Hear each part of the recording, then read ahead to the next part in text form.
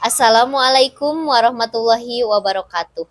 Perkenalkan, nama saya Ine Fatmawati dari Prodi Pendidikan Bahasa dan Sastra Indonesia, nomor induk mahasiswa 24210100, Institut Keguruan dan Ilmu Pendidikan Siliwangi. Kepada yang terhormat Bapak Restubias Primandika MPD, selaku dosen mata kuliah Fonologi, izinkan saya untuk memaparkan atau mempresentasikan hasil penelitian saya yang berjudulkan Bahasa Indonesia Masa Kini, Tren dan Perubahan Bunyi. Bahasa adalah sebuah fenomena yang unik untuk dikaji. Nah, pada kajian pertama atau tataran pertama untuk dikajinya adalah bunyi bahasa dan perubahan bunyi. Nah, ini sangat kuat dalam kehidupan sehari-hari karena dengan adanya bunyi bahasa kita bisa menyampaikan sebuah ide, gagasan atau apa yang bisa kita sampaikan. Kenapa? Karena bunyi bahasa itu adalah berbicara begitu. Jadi intinya kalau berbicara itu tidak luput dari kita ya. Kita tidak bisa dijauhkan dari yang namanya bunyi bahasa. Nah, dalam penelitian ini saya menjelaskan tentang tren dan masa kini. Sebelum melanjutkan ke pembahasan selanjutnya, di sini saya akan menjelaskan dulu apa itu ilmu fonologi. Fonologi adalah cabang ilmu linguistik yang mempelajari tentang sistem bunyi atau fonem. Nah, di dalam fonologi terdapat dua bidang. Yang pertama ada bidang fonem, yang kedua ada bidang fonetik. Nah, di mana bidang pertama itu mempelajari tentang bagaimana bunyi diucapkan, dan kalau bidang kedua mempelajari bagaimana bunyi dibuat dan diucapkan. Nah, fonologi juga memiliki aspek analisis dalam bahasannya, yaitu mengidentifikasi struktur bahasa. Nah, selain itu juga ada perubahan bahasa masa kini. Kenapa sih berubah begitu? Apa pengaruhnya? Nah, mungkin pengaruh pertamanya yaitu dari adanya bahasa luar seperti bahasa Inggris, bahasa Arab, bahasa Belanda. Nah, selain itu juga mungkin bisa dipengaruhi karena adanya sosial dan budaya. Nah, dengan seiring berjalannya waktu gitu ya, bahasa berubah gitu ya. Jadi apalagi sekarang di generasi Z atau Gen Z ya, banyak sekali perubahan kata yang sangat jauh dari kata asalnya ya. Seperti di sini kita ambil contoh kata lu gitu, misal kata tren lu gitu kan. Nah, kata lu itu termasuk ke dalam alapon, yaitu menunjukkan fonem K yang berubah menjadi L, dan juga mengalami asimilasi, yaitu asimilasi dengan kata sebelumnya dari lu. Kamu menjadi kamu lu. Nah, setelah itu juga mengalami elisi atau penghilangan suara dari kata K atau dari fonem K menjadi fonem L gitu. Nah, dapat disimpulkan bahwasannya kata lu itu sudah termasuk ke dalam perubahan kata ya, dari kata kamu menjadi lu. Selain contoh kata lu, mungkin masih ada kata gue begitu. Nah, selain kata tren lu gue ya seperti OTW, BTW, masih banyak lagi ya seperti keren. Kan keren itu bagus, gokil gitu kan. Nah, itu harusnya kalau merujuk ke dalam bahasa Indonesia, gokil itu kan lucu begitu ya. Terus kalau nyesek gitu, kan kalau merujuk ke dalam bahasa Indonesia itu harusnya sedih begitu.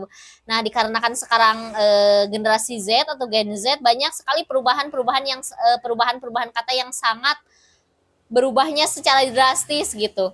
Seperti dulu zaman saya di tahun 2000 berapa ya, di tahun 2017 lah. Belum ada tuh yang namanya gas. Saya taunya gas itu adalah LPG ya, tabung gas. Kalau sekarang gas itu kan berangkat. Nah, itu termasuk ke dalam perubahan kata atau perubahan bunyi ya. Jadi termasuk ke dalam tren masa kini begitu. Terus kata apa lagi ya? Kata yang anak-anak sekarang sering diucapkan gitu.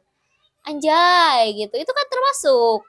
Terus teh apalagi galau.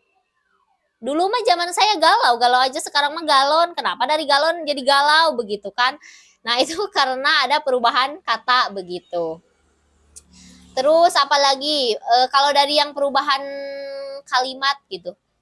Dari awalnya cantik jadi cantik. Nah, itu perubahan penambahan fonem juga ya. Nah, jadi banyak sekali ya kata-kata atau kalimat yang sering digunakan oleh anak Gen Z sekarang ya. Sekarang juga saya sering gitu ya menggunakan kata-kata tren. Seperti kalau mau mengajak berangkat atau mau nanyain, udah OTW belum? Begitu. Padahal kan kalau merujuk ke dalam bahasa Indonesia, OTW itu berangkat begitu. Nah, mungkin itu contoh. Nah, selanjutnya adalah teori. Teori apa saja yang relevan untuk mengatasi pengaruh bahasa. Nah, di sini saya menggunakan teori fonologi sosiolinguistik, yaitu tentang teori variasi, di mana teori ini mengkaji atau menganalisis bahasa secara sosial dan budaya. Nah, selain itu juga saya menggunakan teori perubahan bahasa, di mana teori ini menjelaskan bagaimana eh, proses perubahan kata secara dinamis dan adaptif. Adapun kode switching atau peralihan kode bahasa seperti contohnya ya.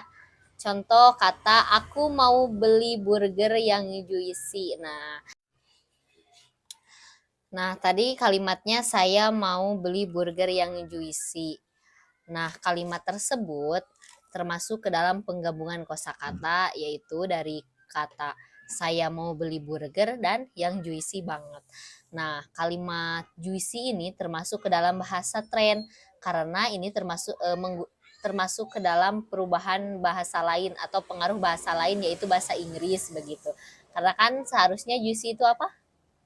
Kita artikan saja lembut begitu kalau bahasa Indonesianya. Tapi di sini kita menggunakan bahasa tren, yaitu juicy. Nah, dari pemaparan di atas kita akan menjelaskan tentang dampak positif dari bahasa tren itu sendiri, yaitu mungkin pengembangan bahasa, inovasi atau meningkatkan fleksibilitas berbicara atau berbahasa. Kenapa fleksibilitas? Karena mungkin begini ya teman-teman. Kalau ngomong misalnya, aku mau OTW nih. Nah, lebih fleksibel kan dibanding aku mau berangkat nih. Padahal emang sama-sama saja, cuma lebih fleksibilitas dengan kata OTW begitu. Selanjutnya memudahkan komunikasi dengan pengguna bahasa lain. Jadi kita nanti bisa beradaptasi ya dengan bahasa lain gitu. Nah, dan kita juga akan mampu meningkatkan kemampuan beradaptasi dengan situasi saat berkomunikasi. Nah, itu adalah dampak positifnya ya dari pengaruh bahasa tren. Selanjutnya adalah pengaruh negatif dari berbahasa tren nih. Ada kan, ada sisi baiknya, ada sisi buruknya begitu. Nah, kalau dari sisi negatifnya yaitu bahasa tren itu sendiri bisa menghilangkan identitas berbahasa begitu. Nah, kesulitan komunikasi atau ketergantungan dengan bahasa tren itu. Nah, itu ya dampak negatifnya. Jadi kita sebisa-bisa harus harus bisa seimbang antara dampak negatif sama dampak positifnya begitu. Nah, selanjutnya adalah pelestarian. Pelestarian budaya bahasa Indonesia ya supaya tetap bertahan. Bagaimana caranya? Mungkin dengan pengajaran atau pendidikan bahasa ya yang mengajarkan bahasa Indonesia secara formal dan informal, yaitu dan menggunakan media, yaitu menggunakan untuk mempromosikan bahasa Indonesia. Sebisa-bisalah kita harus menggunakan bahasa Indonesia terlebih dahulu begitu ya, karena bahasa tren kalau kita digunakan secara formal itu bakal jadi masalah begitu. Nah, sebisa-bisa kita harus bisa mempelajari bahasa Indonesia yang formal. Mungkin itu saja yang bisa saya sampaikan. Terima kasih atas perhatiannya. Mohon maaf bila ada kesalahan atau kehilafan kata saya. Akhirul kalam, wassalamualaikum warahmatullahi wabarakatuh.